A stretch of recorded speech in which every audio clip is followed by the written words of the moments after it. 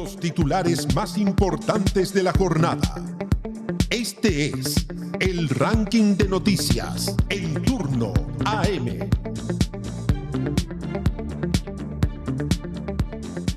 La primera encuesta CEP desde la llegada de José Antonio Kast a la presidencia mostró una evaluación mayoritariamente crítica de su gestión. Un 52% desaprueba la conducción del gobierno y un 34% la aprueba. El estudio fue hecho entre el 18 de abril y el 27 de mayo sobre una muestra de 1.469 personas residentes en 122 comunas de todo el país. Además, un 67% declara tener poca o ninguna confianza en que el mandatario cumplirá sus promesas de campaña. La medición también posiciona a Tomás Bodanovich como la figura con mayor capital político, mientras varios dirigentes presentan importantes niveles de rechazo. La delincuencia continúa como la principal preocupación ciudadana en un escenario marcado por una evaluación negativa de la economía, pero con mejores expectativas para los próximos 12 meses. El sondeo también refleja un mayor respaldo a la democracia, preferencia por liderazgos capaces de alcanzar acuerdos y opiniones más restrictivas frente a la inmigración. ¿Y quién mejor que explicar esto que se sume acá a nuestro panel, por supuesto, como todas las mañanas? Camilo Espinosa, Rey del Facto. ¿Cómo están? ¿Cómo le va, Camilo? Bien, los vi muy entusiasmados en la mañana mundialista. Mañana es mundialera. Es que pasa de todo. Un magazine. Oye, primero es muy importante saber que la encuesta CEP, ¿por qué es tan importante? Mira, la encuesta CEP históricamente ha sido considerada la encuesta con mejor metodología de la publicada y con trayectoria en Chile. Es una encuesta que, a diferencia de la moda actual de sacar encuestas semanales, encuestas que se hacen por teléfono o incluso algunas que apuestan a encuestas por WhatsApp o mail, esta es una encuesta que tiene un carácter mucho más sólido en su metodología. ¿Ya? Eso es lo primero que hay que aclarar. Por eso es muy valorada en ese sentido. Ahora, tiene un problema importante, y el problema es que está todavía a un ritmo mediático de, yo te diría, los 90 a los 2000, que es cuando no había internet, no había tanta necesidad de que la información esté actualizada, de cómo le fue al presidente esta semana. Claro, que no era como la Academ. No había Academ en esa época. Está la antigua. Entonces, por ejemplo, lo que agarra acá la CEP es todo yo te diría, todo el primer periodo Kast. Los primeros meses, casi los primeros 3 meses, porque se deja un poco de lado marzo y agarra fundamentalmente abril y mayo, que es donde se concentró esencialmente las noticias. Es decir, aquí agarró desde el MEPCO, desde la frase de las metáforas, los recortes, la tramitación de la mega reforma. Solo le faltó la cuenta pública, me parece que no alcanza a estar en la medición de esta encuesta. Y tiene varias cosas interesantes. Partiría por, no sé si tenemos el gráfico de aprobación-desaprobación del presidente Kast, que yo creo que para hacer una encuesta tan larga, uno esperaría que existiera algún rastro de luna de miel todavía. Claro. Y no. O sea, ese pedazo rojo que ven ustedes de desaprobación en más del 50%, el 52% de las personas desaprueba la gestión de José Antonio Kast en esos meses, mientras que la aprobación está en torno al 34%, que es muy parecido a lo que están mostrando también las otras encuestas. O sea, lo que hace la CEP es confirmar con un campo mejorado lo que las otras encuestas están diciendo. Así en este caso. Sí, o sea, más de la mitad del país. O sea, a ver, ¿qué te están diciendo la encuesta CEP y en general todas las encuestas en términos globales? Hubo un 60% aproximado, 58% aproximado que respaldó al presidente Kast en una segunda vuelta el año pasado para su elección. De ese 58%, la mayoría es un voto prestado, es un voto que le correspondía más bien a Matei, Kaiser y Parisi. Y lo que vemos es que el grueso de esa votación ya se ha ido.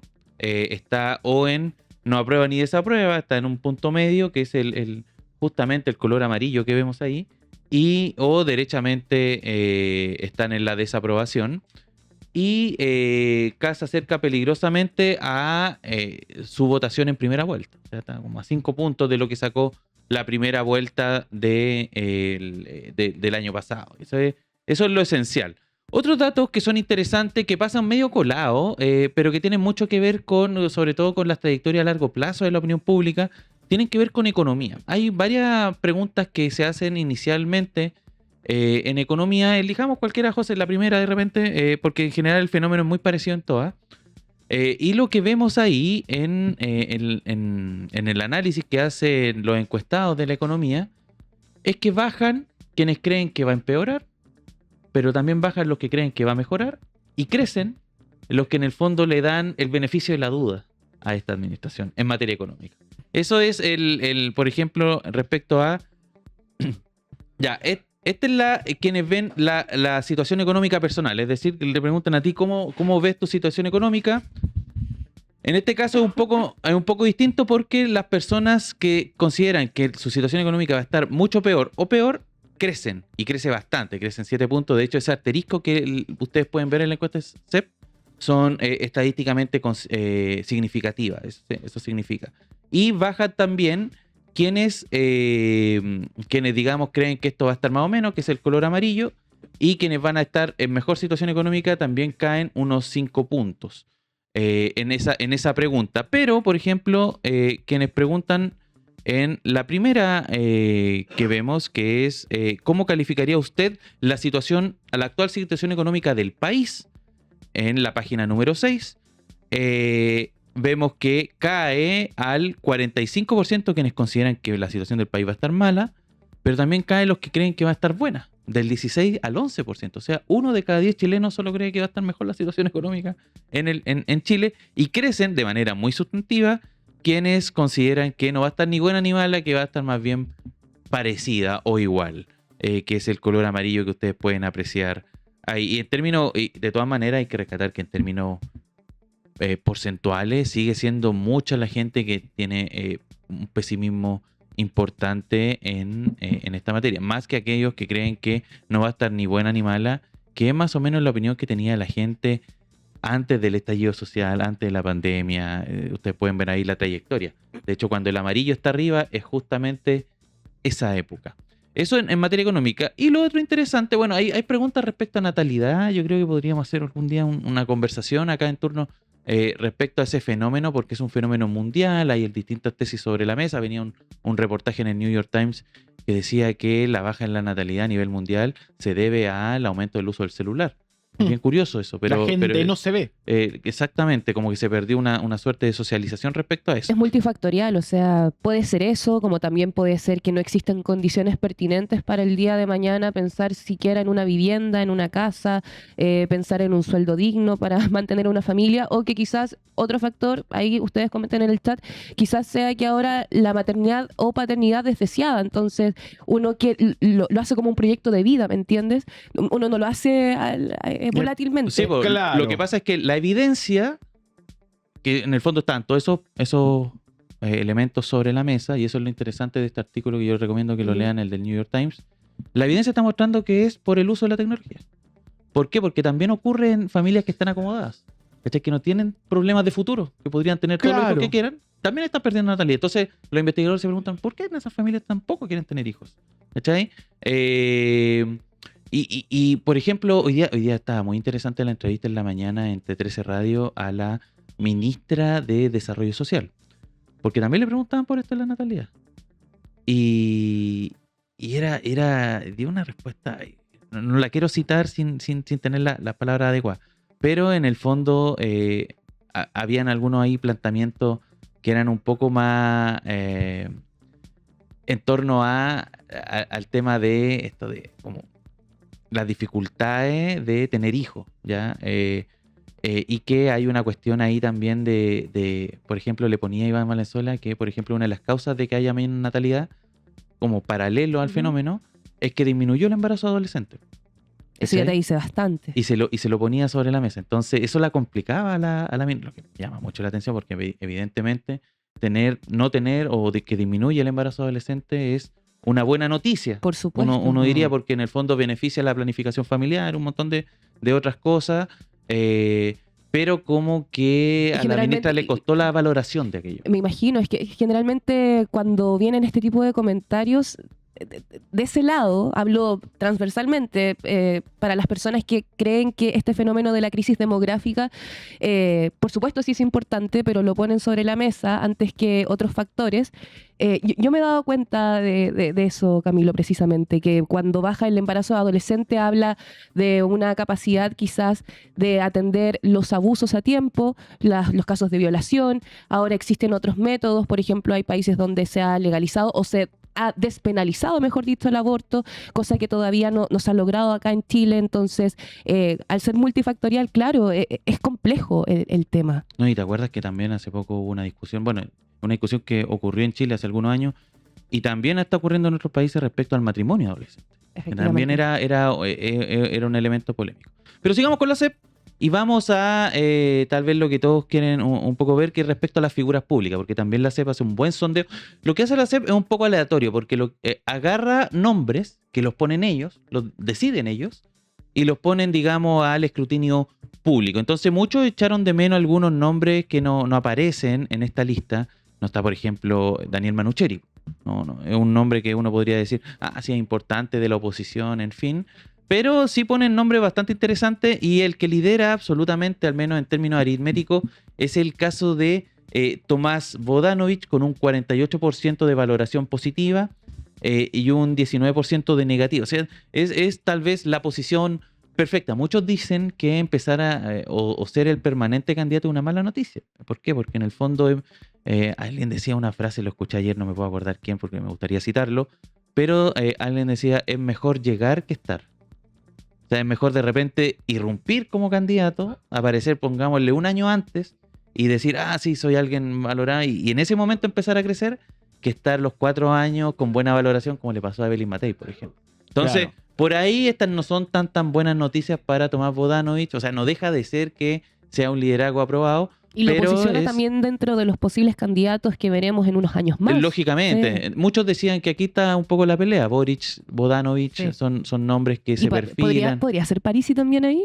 Parisi, bueno, de hecho Parisi es el que registra mayor aumento. Lo vemos ahí bien posicionado en un tercer lugar, aunque muy empatado con el mismo José Antonio Kast y Claudio Rego, los tres con un 35%. Pero respecto a la medición anterior, Parisi crece 11,3 puntos. Es el que más crece. Un análisis. Dale. A ver. Es mi lectura de la CEP y de estos nombres. Son muy buenas cifras para los progresismos. Mira, muéstrame el gráfico. Y te voy a explicar por qué. Porque si el presidente Gabriel Boric, que hasta ayer no estaba en la palestra, porque hasta ayer no había hecho el posteo del CAE, y Tomás Bodanovich tienen estos números, me parece que hay herramientas positivas para evaluarlo. Janet Jara también mantiene números más que interesantes.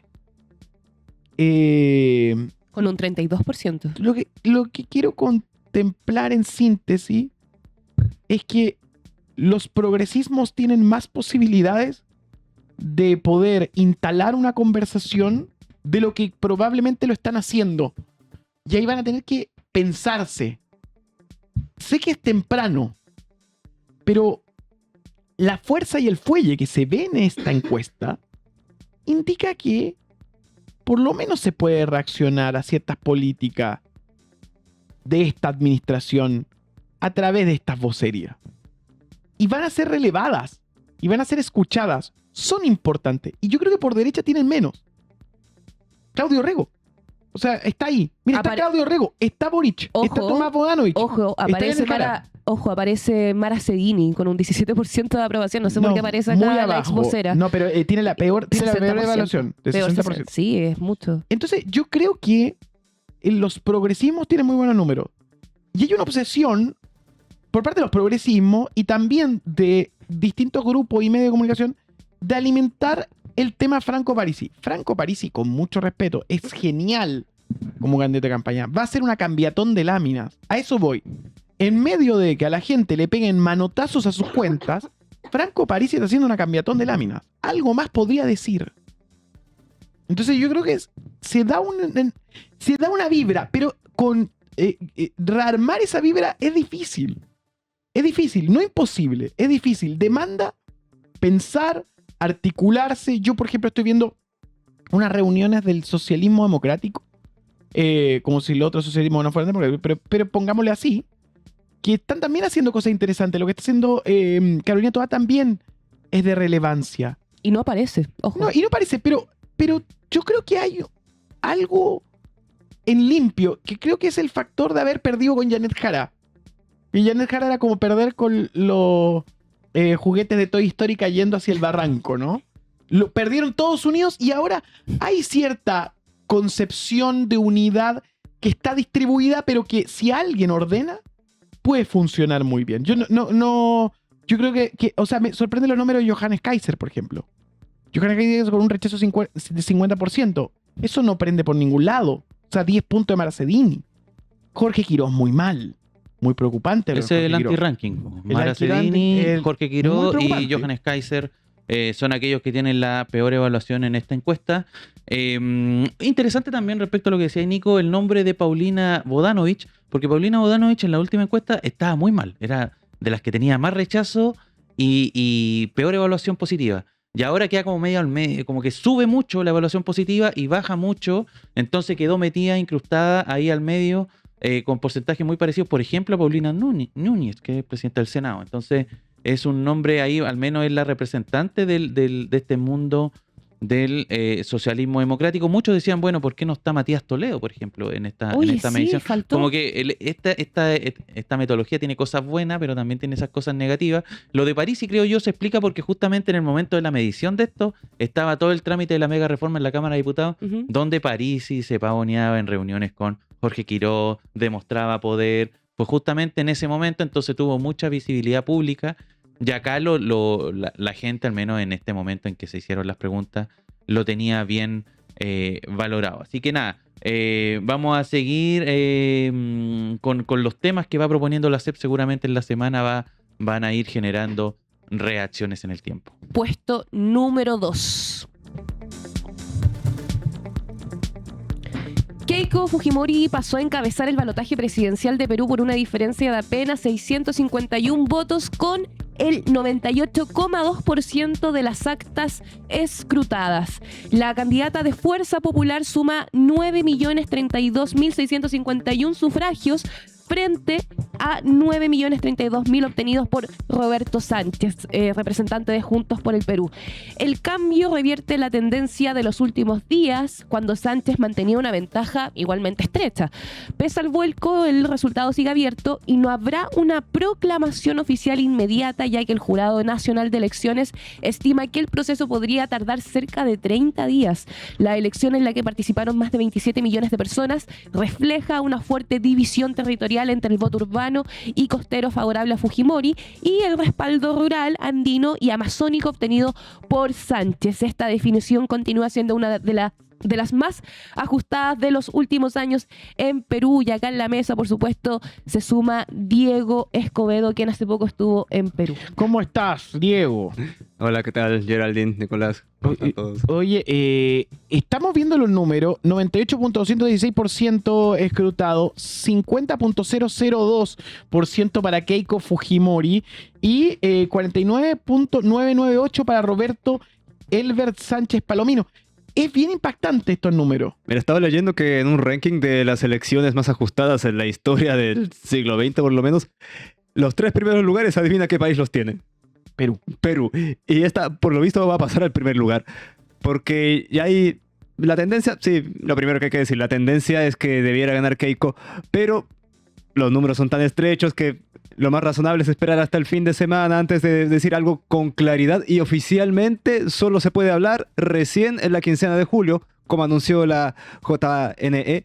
Y yo las dos particularidades que destacaría acá es que hay por lo menos dos factores, y es que tradicionalmente el ganador del conteo rápido siempre se mantiene, eso no suele cambiar. Eso a favor de Sánchez, pero por otro lado, nunca antes había habido una elección tan estrecha, y por lo visto estamos hablando de menos de 1.000 votos, una diferencia de 651 votos. Claro. Son menos, ¿no? Ahora quedó en 500 y algo. Sí, 500 y tantos votos, sí. Está en ventaja. A ver si me ayudan con las matemáticas. Keiko 653 menos 92. Y como último dato, Pedro Castillo, al 92% de los votos contabilizados, ya estaba ganando. Y Sánchez recién, creo que en el 93%, empezó a asomar como ganador. Entonces A podemos repuntar. decir que la victoria de Keiko Fujimori es demasiado pronta para declararla, ¿cierto? Ujú. Entonces- Es probable, pero no es segura. No es segura. Entonces, ¿qué pesaría más hoy? ¿El voto extranjero, las actas observadas o más bien los votos impugnados que todavía deben revisar en los tribunales electorales? ¿Qué piensas tú? Mira, es que todo eso se supone que favorece a Fujimori, pero insisto, el Perú es un país tan extraño y los números son tan ajustados que solo hay que esperar. Oye, Diego, perdón. Digo, ¿quién es Roberto Sánchez? Porque hemos hablado de Keiko Fujimori y toda su historia, lo hicimos con Marcos y Fuentes, pueden ver la entrevista en youtube.com/turno en vivo. Pero ¿quién es Roberto Sánchez? Bueno, Roberto Sánchez nació en 1969 en Huaral, que es una localidad al norte de Lima, y aquí es una de las cosas que le critican. Él se presenta como yo soy del pueblo, yo soy de la sierra, soy el heredero de Castillo, también soy uno de ustedes, vengo a caballo con mi sombrero. Pero nació en Huaral, que es 1 hora y media de Lima. El equivalente acá sería, qué sé yo, Putaendo. Se me ocurrió por casualidad. La pasión. Lo segundo es que él estudió psicología y vive en un barrio, en un distrito que se llama San Borja, y también se lo ha criticado mucho por eso. Y yo le consulté a una amiga que ha venido 1000 veces a Chile y conoce Santiago de memoria, y le pregunté, ¿a qué se parece San Borja? Y ella me dijo, mira, es la reina. Ahí vive el candidato de la izquierda. Y de nuevo, justamente por eso que no es el candidato del primer partido de Pedro Castillo. Recordemos que Castillo fue presidente por el partido Perú Libre, que ahora en esta segunda vuelta dejó en libertad de acción a sus militantes. ¿Por qué no se lleva tan bien con Sánchez? Porque ellos critican que Sánchez y su partido JP son la izquierda caviar. Diego, más o menos lo que nos están mostrando estos resultados y lo que nos han ido mostrando los resultados de elecciones en Perú en los últimos años es un quiebre absoluto, te diría yo, de lo que es las zonas centrales más populosas, Lima, Callao, y lo que es la sierra, la selva. Si uno, por ejemplo, empieza a jugar aquí en la página de la OMPE y empieza a ver por región Perú, uno ve, bueno, qué ocurre, por ejemplo, en Amazonas, un triunfo holgado de Roberto Sánchez. Si uno, no sé, va a lugares más conocidos por la gente de Arica, que estagna, 70% Roberto Sánchez. Y ahí uno empieza a ver algunas cosas, pero va a la capital, va a Lima, que es la zona más populosa, ¿cierto? La capital, y el triunfo de Keiko Fujimori es aplastante. O sea, lo que ocurre en la suma del país, estos de 50-50, casi que no se ve en ninguna región. ¿Cuáles son las razones, y esa es mi pregunta, cuáles son las razones, yo te diría, históricas y que explican este quiebre del país de que son básicamente dos países distintos en uno? Mira, ¿qué es la respuesta larga o la respuesta corta? Por si acaso, la respuesta larga está en latín. No, la corta entonces. A ver, es un tema que siempre se habla y resurge, sobre todo con las últimas 4 elecciones presidenciales, con un país partido de la mitad, cada vez más a la mitad. Se habla de que, por lo menos desde ya los años 80, con Sendero Luminoso, con el conflicto armado interno, ya existía este fuerte choque entre la sierra y la costa, pero siendo más rigurosos históricamente, es un choque que podemos rastrear a la Guerra del Pacífico. ¿Por qué fue tan traumático para los peruanos? No solo por el territorio que perdieron, sino también porque ahí les cayó el alcachofazo de no somos un país unido, no somos una nación unida. Los chilenos nos ganaron tan fácil porque la sierra es un mundo muy distinto a nosotros, Lima, la costa. Allá hablan quechua, es qué sé yo, otra raza, otra etnia y otra cultura, no se sienten peruanos. Y si nos vamos aún más atrás, lo podemos rastrear a la guerra civil entre Atahualpa Atahualpa y Huáscar. Entonces es un país que tradicionalmente siempre ha tenido estos dos mundos que dialogan muy poco, todavía hoy dialogan muy poco. Una de las razones por las que le va tan mal a Keiko en la sierra, de hecho casi no hace campaña en la sierra, es justamente porque ella es percibida como todo lo que detesta la gente de este sector del país. Es una blanca de Miraflores, representa el poder, representa a la élite, a la capital, a una ciudad que no se preocupa por el Perú profundo, por la sierra, por los campesinos, por los indígenas. Entonces, sí, cuesta que estos dos mundos dialoguen. Y cuando hay elecciones es donde más se nota esta fractura. Hablemos también de lo que se viene, porque el Jurado Nacional de Elecciones habla de hasta 30 días para proclamar a un ganador. Entonces, yo te pregunto, Diego, ¿qué puede pasar en estos 30 días? ¿Pueden pasar movilizaciones? ¿Un problema de judicialización? ¿Qué piensas? ¿Qué es lo que podemos ver? Todo puede pasar porque, a diferencia de Chile, en Perú hay militares de izquierda, de centro, de derecha, de la ideología que se te ocurra. Se dan vuelta la chaqueta bien fácilmente, bien recurrentemente. Puede haber una intervención militar, tristemente lo digo, es una posibilidad que no se descarta. Pero además, movilizaciones tal como tú mencionabas, eso viene de todas maneras. De hecho, ya en la primera vuelta, los fujimoristas, principalmente los López aliaguistas, acusaban de fraude a la OMP en la elección anterior. También los fujimoristas acusaron fraude. Pero también hay que destacar que en la noche del domingo, 7 de junio, aquí Keiko tuvo un discurso bastante conciliador que hasta a mí me sorprendió. Ella dijo, hay que esperar, hay que ser responsables, veamos lo que dice la OMP, que se cuenten todos los votos. Yo creo que eso se puede interpretar de dos formas. Por un lado, ella tiene información privilegiada y al menos en ese minuto le dijeron que ella iba a perder. O lo segundo, todo lo contrario, le dijeron que es seguro que va a ganar y por lo tanto puede tomarse ya el asunto no a lo Trump, no pateando el tablero, no haciendo una rabieta, sino siendo lo más presidencial posible, lo más republicana posible y llamar a respetar las instituciones y los resultados. Entonces, ¿qué se puede venir? Depende en parte, sí, también de la actitud que tome la misma Keiko Fujimori o Sánchez, si es que llega a ser el candidato ganador. Pero también no hay que descartar la posibilidad de que si tenemos un resultado muy, muy estrecho de aquí al fin de semana, conforme pasen los días, al revisar las actas, los votos impugnados, termine dándose vuelta de nuevo. Entonces va a ser un mes completo de incertidumbre. ¿Y qué tan sana es una democracia, crees tú, Diego, cuando millones de personas votan y el país termina definiéndose por 651 votos? No, tóxico, no. No, ahí claramente hay que hacer reformas importantes. Y yo lo que destaco, por lo menos, es partir por una reforma al sistema político. Yo creo que Perú ha avanzado bastante bien en ese sentido porque la última reforma electoral permitió que se redujera el número de partidos del Parlamento actual, o sea, el actual, el vigente, se redujo de 10 a 6 en la próxima legislatura. Eso ya debiera ser más viable, llegar a grandes acuerdos. Pero además, ahora Perú reestrenó su Cámara Alta. Recordemos que fue un país unicameral desde los años 90, desde la constitución de Fujimori. Pero también aquí hay un chanchullo electoral que hay que destacar, porque el año 2018 los peruanos hicieron un plebiscito con Martín Vizcarra donde se les preguntó, ¿usted quiere que vuelva la Cámara Alta? Una amplia mayoría de los peruanos dijo que no. Y se supone que el asunto murió ahí. Pero la crisis política siguió a tal nivel que el 2024 los mismos diputados se pusieron de acuerdo en no, necesitamos una Cámara Alta para contrapesos. Obviamente que muchísima gente quedó bastante picada con este chanchullo que le hicieron. Por un lado es positivo porque yo por lo menos defiendo y creo en la bicameralidad. Así que debiera darle estabilidad a este sistema.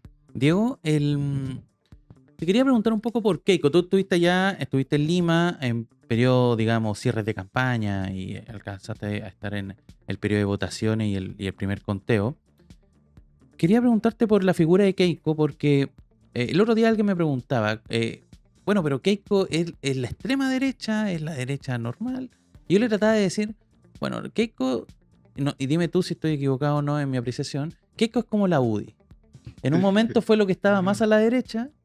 Y hoy día está como, que parece casi de centro derecha, comparado, por ejemplo, con lo que fueron otros candidatos, Porky y otros que también estuvieron, y que de hecho todos llamaron a votar por ella en esta segunda vuelta. Con todo el peso histórico que tiene el fujimorismo en Perú, ¿cómo describirías en términos políticos lo que representa Keiko Fujimori hoy día en el Perú? Derecha, pero pragmatismo. Y aquí tenemos que irnos a los orígenes del fujimorismo. Y de hecho, qué bueno que me preguntaste por mi visita. Yo les quería mostrar un par de cosas. A ver. ¿Nos trajiste algo? ¿Qué nos trajiste? ¿Nos trajiste ¿Un equipo? Nada de contrabando. Pero yo siempre compro libros. Estos dos libros. Buenísima. Es lo que uno podía pillar entre los vendedores callejeros. Y son justamente para ponernos a tono con las elecciones. Uno sobre Keiko, el otro sobre Antauro Humala, el estrecho colaborador de Roberto Sánchez en esta elección. Lo interesante de ese libro es que se centra en Keiko, pero desde el año 2018, desde que desde que fue la vacancia de Pedro Pablo Kuczynski. Describe su última década y es justamente para describir su ascenso al poder con todas las corruptelas y todas las cosas muy cuestionables que ha hecho. Un poco se los muestro para que se vea el ambiente que había en la calle. Pero si tú me pidieras definir a Keiko, yo te diría que es una derecha muy pragmática, y eso nos lleva a los orígenes del Fujimorismo, que hay que pensar cómo nació el Fujimorismo. Su padre, Alberto Fujimori, fue candidato contra Mario Vargas Llosa el año 90. Se supone que Mario Vargas Llosa era la derecha liberal, el que ya hablaba de terapia de shock, de reformas neoliberales, cuando era muy impopular todavía. Bueno, siempre lo ha sido, pero cuando todavía nadie, además de Chile, lo implementaba con fuerza acá en América Latina. La candidatura que terminó pasando a segunda vuelta fue la de Alberto Fujimori y pasó como un outsider. Nadie esperaba que tuviera tanto éxito. Por eso después habló del tsunami Fujimori, porque ganó con una mayoría bastante improbable en segunda vuelta. Pero lo interesante acá es que Alberto Fujimori dijo en la segunda vuelta: miren, Vargas Llosa es un catastrofista, todo esto que dice no es necesario, yo no lo voy a hacer y voy a salvar igual al Perú. Porque esto se le critica mucho a Vargas Llosa. Él pecó de honesto. Les dijo, un poco lo Milei, pero educadamente: ustedes van a sufrir, yo les voy a quitar subsidios, yo les voy a quitar un montón de beneficios porque la inflación no da para más. Alberto Fujimori dijo: no hace falta, no se preocupen. Bueno, llegó al poder e hizo exactamente eso. Y además, en su gobierno, logró convocar a un montón de gente de distintos partidos, incluso del APRA, incluso del movimiento de Alberto Fujimori. Entonces, el Fujimorismo primero se conformó como un movimiento atrápalo todo, de muchos descolgados, de muchos movimientos, no solo de derecha. Ya en el poder se consolidó como un gobierno ya de derecha, de extrema derecha en varios puntos, según varios, que sí, tuvo éxito persiguiendo a Sendero Luminoso, combatiendo el conflicto armado interno, y también al MRTA, pero con métodos bastante cuestionables, ilegales derechamente. Por algo Alberto Fujimori terminó preso. Y Keiko reivindica todo eso, reivindica el legado de su padre, pero con el discurso de era necesario, estábamos en guerra, y un discurso medio parecido en ciertos sectores por acá, pero en parte defiende eso. También es antiaborto, también es contraria al matrimonio igualitario, pero justamente tú mencionabas a López Aliaga. En esa ocasión, como le salió competencia por la derecha, ahí tuvo la oportunidad perfecta para presentarse como la más moderada, o por lo menos la que ofrecía más gobernabilidad al Perú. Y por eso el cálculo de la prensa oficialista, digamos, de la prensa aliada de Keiko Fujimori, era que a segunda vuelta pasaran López Aliaga y Keiko. Eso la favorecía. Al final terminó pasando esto, que por muy pocos votos Roberto Sánchez se metió en la segunda vuelta. Y bueno, la elección sigue abierta. Ahí, Keiko, tú, porque están todos ahí preguntando en el chat, para hacer el símil chileno y tratar de comprender bien el fenómeno. ¿Es como Matei o es más bien como Kast poniéndose a la izquierda de, por ejemplo, un Johannes Kaiser, por ejemplo? Mira, Matei alcanzó a colaborar, si no me equivoco, en dictadura con su padre, con Fernando Matei, así que por ahí hay mayor cercanía, porque recordemos que Keiko Fujimori fue primera dama muy joven, a los 19 años, y algo nos adelantaba Cifuentes, que Fujimori se divorció de su esposa de la forma más trágica posible. A ella acusó torturas, la drogaba, la tenía encerrada en un sótano. Al final, en 94, no solo se fue del Palacio Pizarro y se divorció, también literalmente la reemplazó con su hija para que ocupara su lugar como primera dama, que ella lo defiende hasta el fin a su padre. Dice: no, las torturas nunca existieron, es un invento de mi mamá, no le crean. Y por ese lado, no digo que algo parecido haya pasado con Matei, pero por el vínculo con la dictadura es más estrecho del caso de Matei. Por otro lado, si me lo preguntas en el estilo, se parece un poco más a Kast, pero por lo menos en el pragmatismo que ha demostrado Matei, ahí también hay otro punto a favor para hacer el símil con Fujimori. También porque Keiko es muy de ir a programas de farándula, de entretención.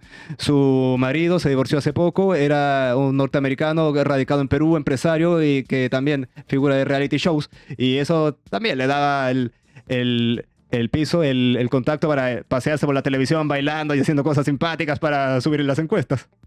Increíble.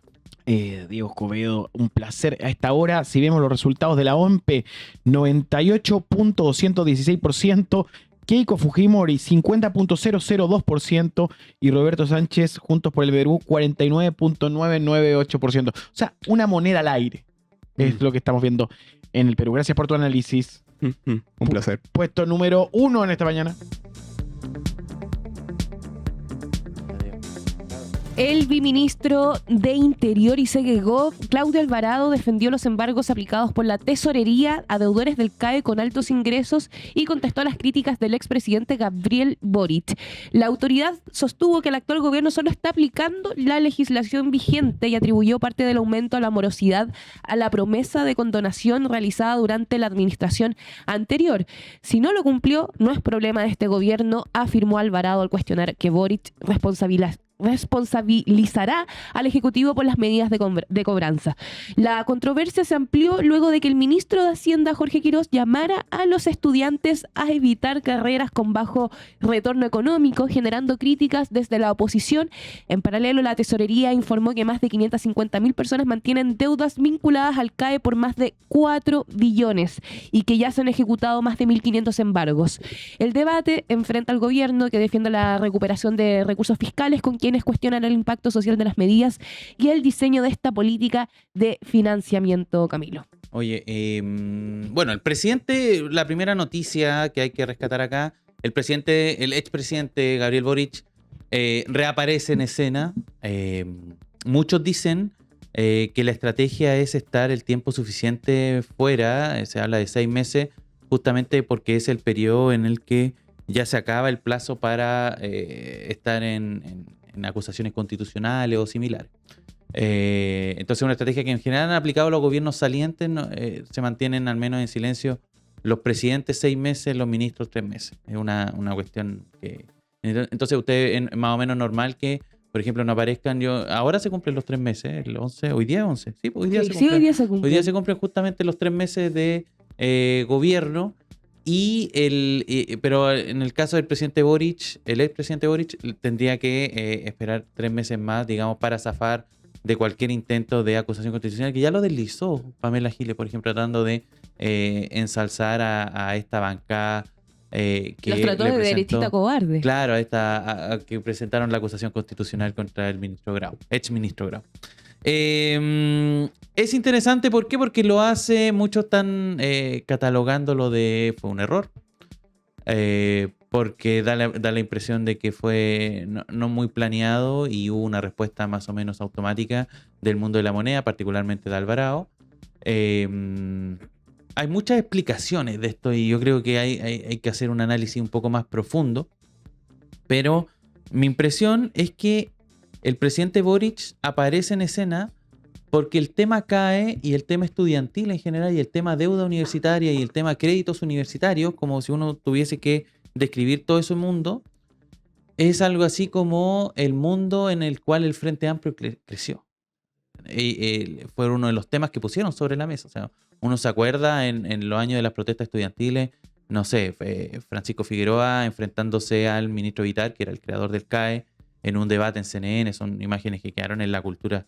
Lo mismo el propio Gabriel Boric, hablando de estos temas. El tema de la condonación siempre fue un tema programático sobre la mesa.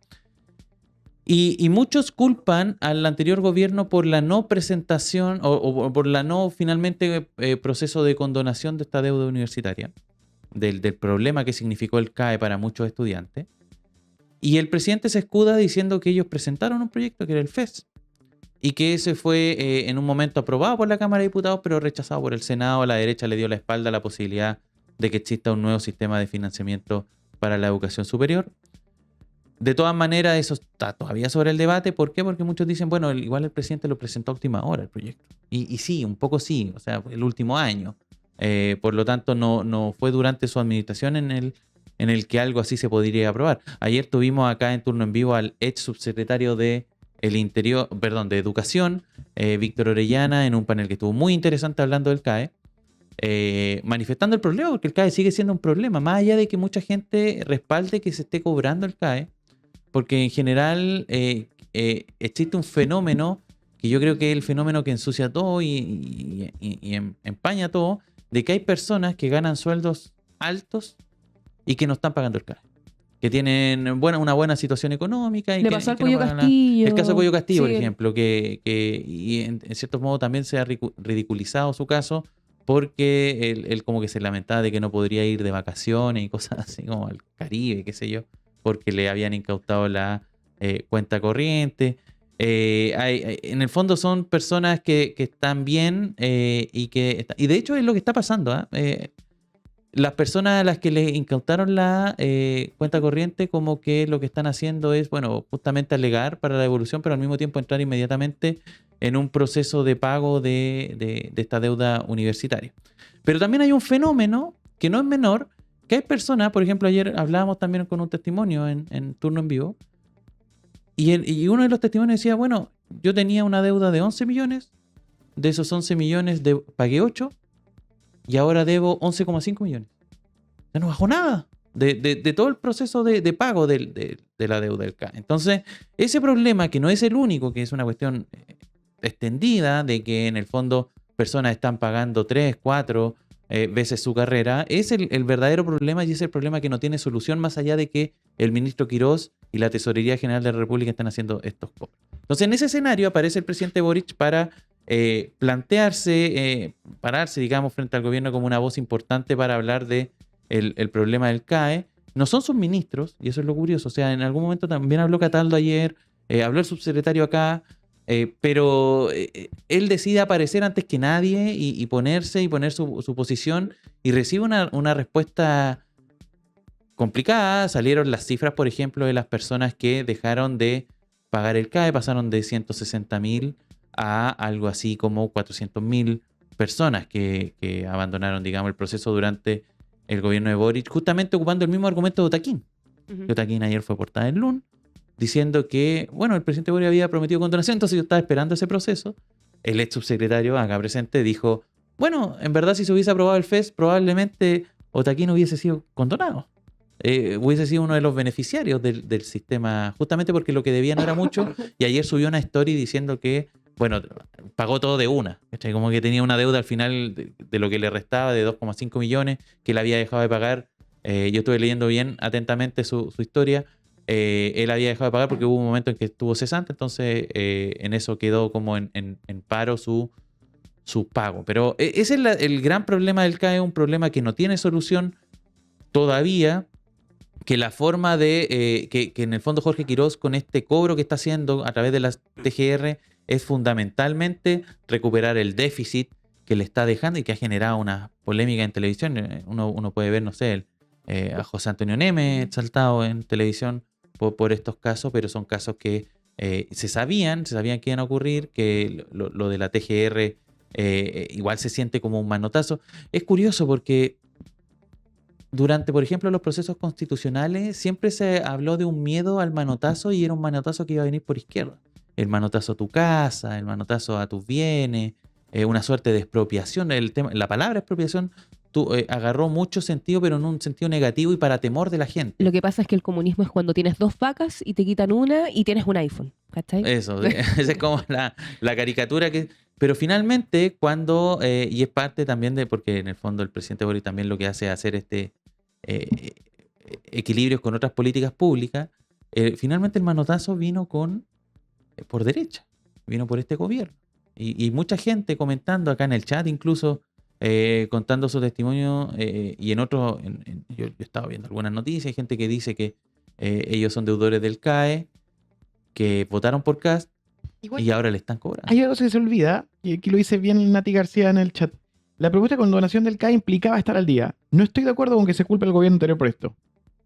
Todo como un insight interesante. Sí, pues que de hecho Era estar al día. instaba a pagar, pero habían personas que ya habían pagado más que suficiente, y ahí había un proceso de condonación escalonado. Ese era muy en resumen, porque todo esto tenía fórmulas matemáticas en esa discusión del FES. Y era bien interesante, había que buscar ahí. Ojo que también el FES planteaba búsqueda o artículos que eran más estrictos con los métodos de cobranza también. Era parte de, o sea, te instaba a estar al día, y si no estabas al día también había algo muy parecido a lo que está ocurriendo hoy día con la TGR.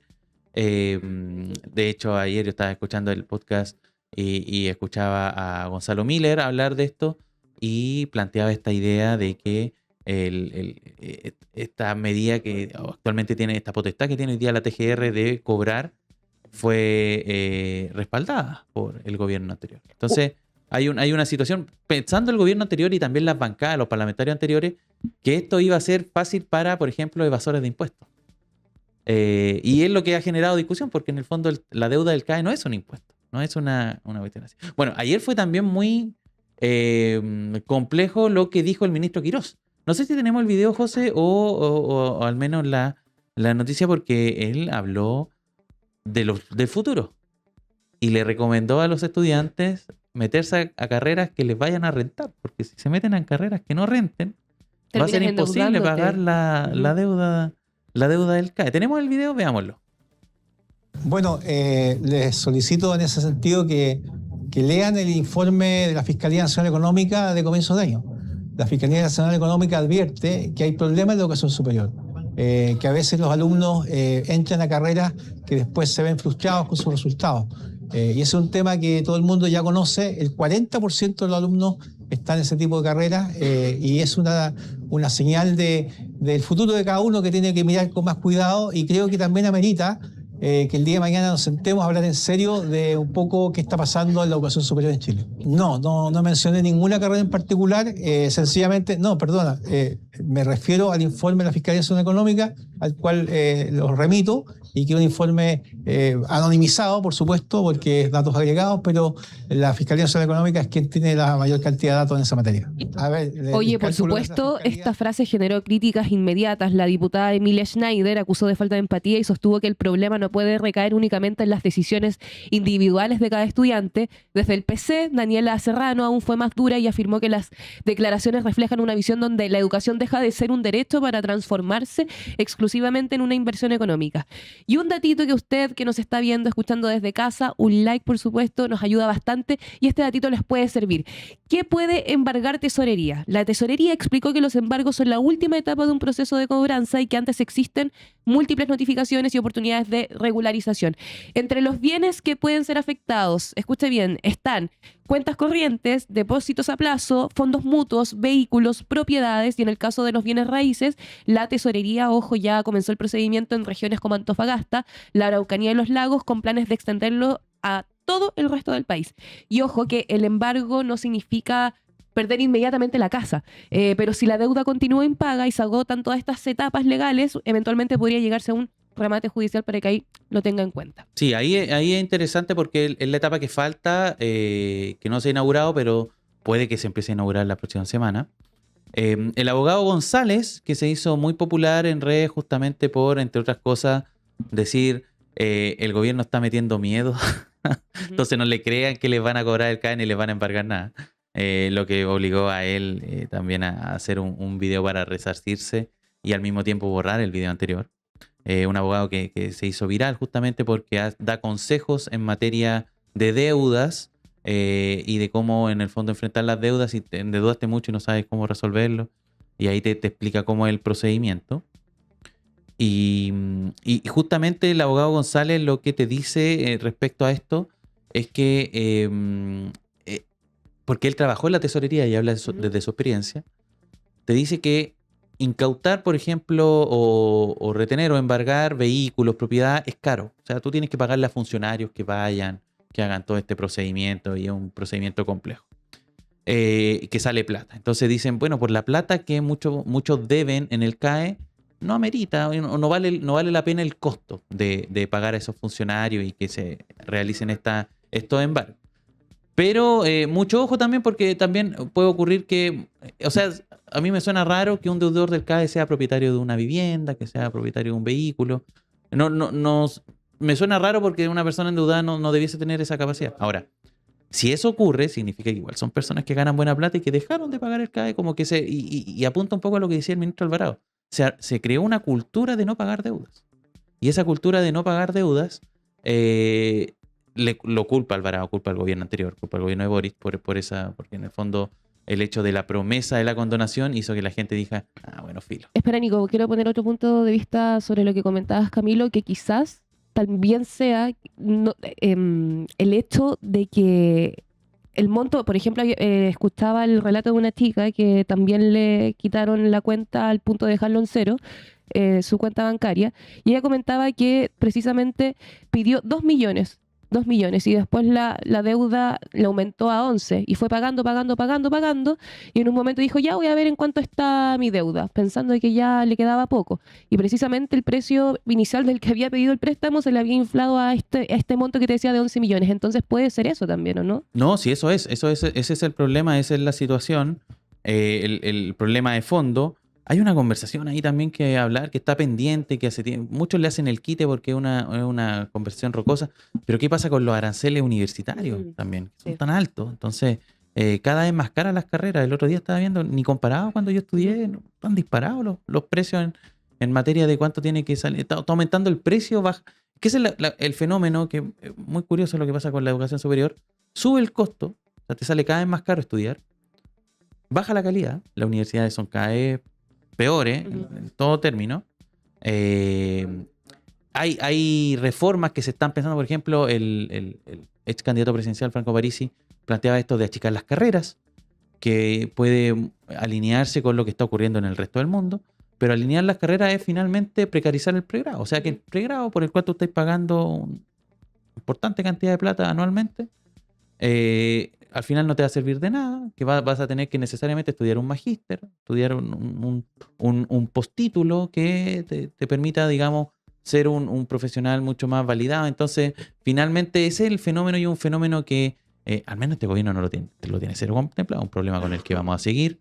No hay propuesta en el Ministerio de Educación en ese sentido, y de hecho hay más bien recortes. Entonces hay que ver ahí también cómo funciona y cómo avanza esto en el futuro.